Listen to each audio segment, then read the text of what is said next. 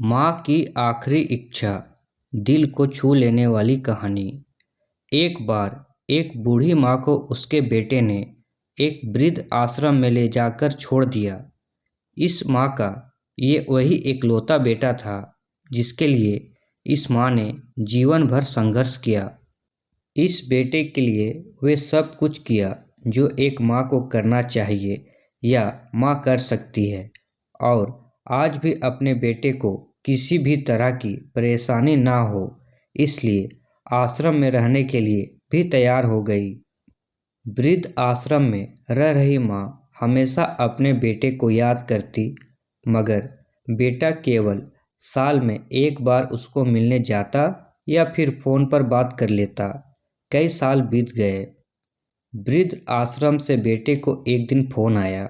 उन्होंने कहा, बेटा जल्दी से आश्रम आके अपनी माँ से मिल लो, वे बहुत सीरियस है।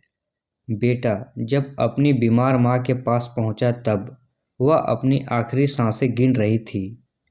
बेटे ने अपनी माँ से उसकी आखिरी इच्छा पूछते हुए कहा, माँ मैं तुम्हारे लिए क्या कर सकता हूँ बताओ। माँ ने कहा, बेटा इस आश्रम में गर्मी और मच्छर बहुत ज़्यादा हैं। यहाँ पर कुछ पंखे लगवा देना।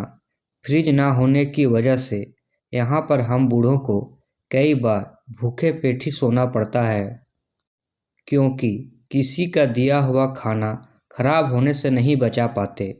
तो इस आश्रम के लिए एक दो फ्रिज भी खरीद के दे देना।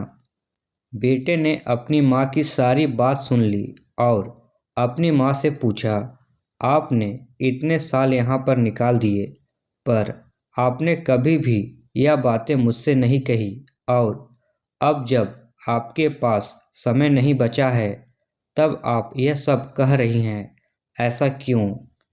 माँ ने बेटे को जवाब देते हुए कहा, बेटा मैंने गर्मी, भूख और पीड़ा सहन कर ली, लेकिन मुझे पता है जब तेरे बच्चे तुझे यहाँ पर छोड़कर जाएंगे तब तू यह सहन नहीं कर पाएगा।